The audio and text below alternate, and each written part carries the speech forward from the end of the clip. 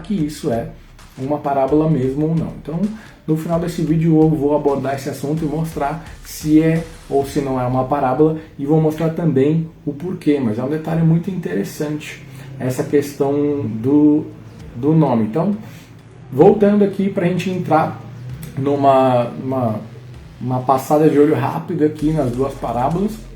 O contexto que está rolando aqui é: Jesus acabou de falar do filho pródigo, e aí na sequência do filho pródigo é que Jesus vai entrar nessa parte aqui do... Cadê meu mouse?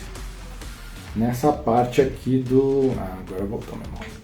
Nessa parte aqui do administrador desonesto e do rico e Lázaro.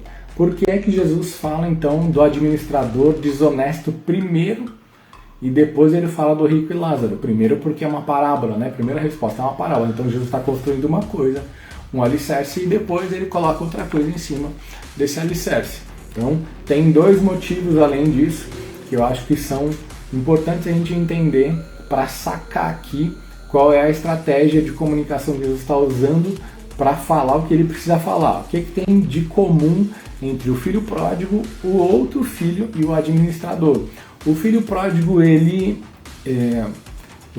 o outro filho e o administrador, os três fazem a mesma coisa, os três desperdiçam. O filho pródigo desperdiça porque ele vai para longe, ele rasga mesmo o dinheiro. O filho que fica, ele desperdiça porque ele vive como um servo. Quando o filho pródigo volta, ele fala: eu trabalho para você igual um servo. Como assim?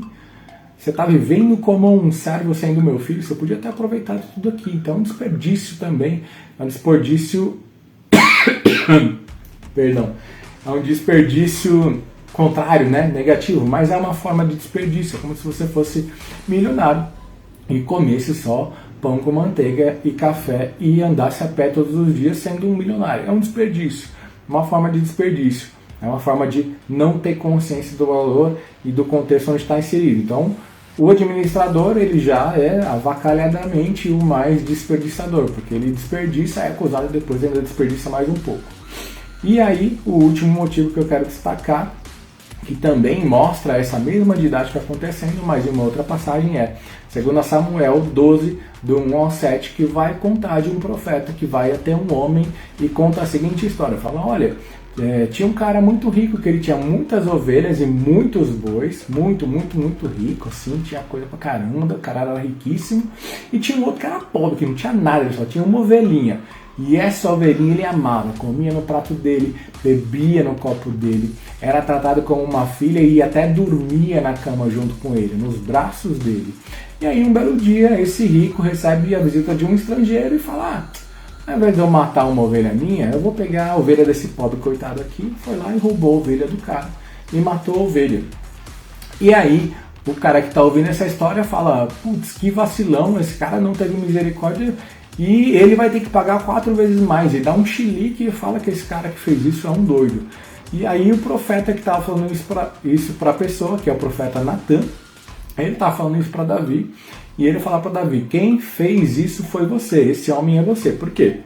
Porque Davi, que tinha condição de ter esposas solteiras, né, virgem, etc., ele escolhe tomar por esposa a esposa de um soldado que só tinha uma esposa. Então ele, que sendo o cara rico, que tinha condição de ter várias ovelhas, vários bois, etc., vai lá e toma a mulher do cara, manda o cara pra frente da batalha, o cara morre. Esse cara chama Urias, essa história tá aí em Samuel, 2 Samuel.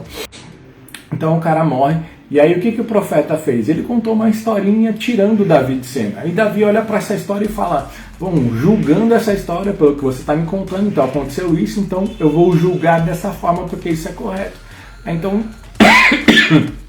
Natan vem e fala: bom, agora que você julgou a história, quem é esse cara é você, então não tem como você julgar de outra forma, porque não sabendo que era você, você disse que isso era uma palhaçada, que isso era digno de morte, que o cara tinha que pagar 4 vezes mais, só que agora eu tô te dizendo que é você.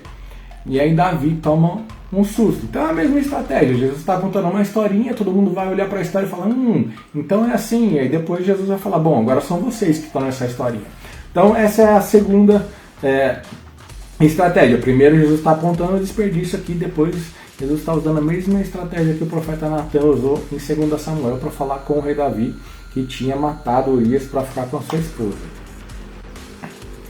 Seguindo, vamos fazer um overview rápido da parábola do administrador desonesto e depois do rico e Lázaro. Então, na parábola do administrador desonesto, a primeira coisa que a gente tem que considerar é que começa assim. Então, Jesus falou para os seus discípulos. Então, quem é que estava sendo o ouvido que ia ouvir? Para quem estava sendo direcionada essa coisa?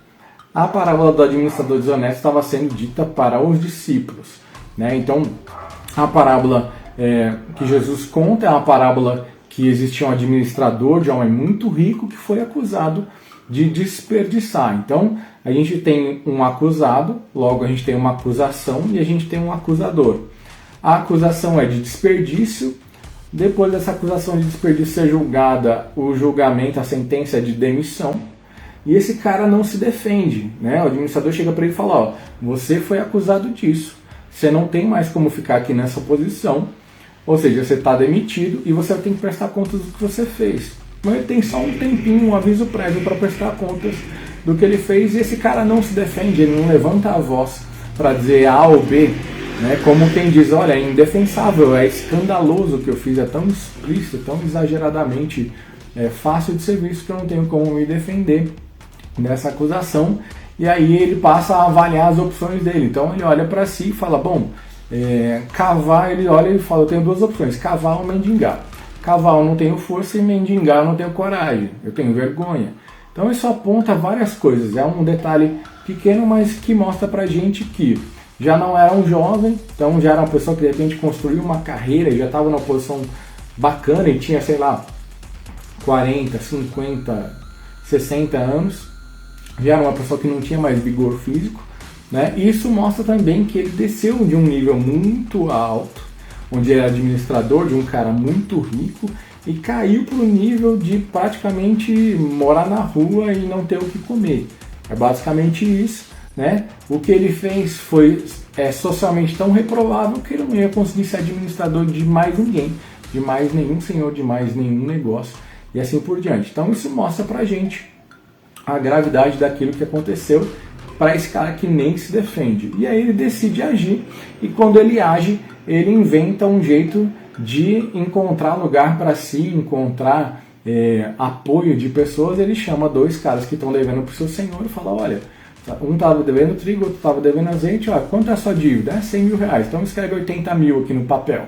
Então ele adulterou a prestação de contas, aumentando o seu prejuízo, e aí Jesus elogia, né? Está aqui nesse ponto aqui, o primeiro ponto do lado direito. Jesus elogia esse cara que faz uma maracutaia, depois de desperdiçar, aumenta o desperdício e apresenta uma prestação de contas toda bagunçada para o seu senhor. E Jesus vai lá e elogia o cara. Aí você já não entende mais nada, né? Você fala, puxa, estava entendendo, tudo estava fazendo sentido, mas como é que Jesus elogia o cara depois dele fazer isso tudo? Aí Jesus entra realmente no assunto e na avaliação dele. Nossa, minha garganta está terrível hoje. Então Jesus continua dizendo que os filhos do mundo são mais astutos que os filhos da luz.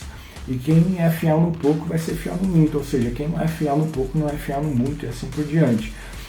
Seguindo, ele diz que quem não é fiel para administrar as riquezas desse mundo, não é fiel para administrar as riquezas verdadeiras, ou seja, as riquezas espirituais.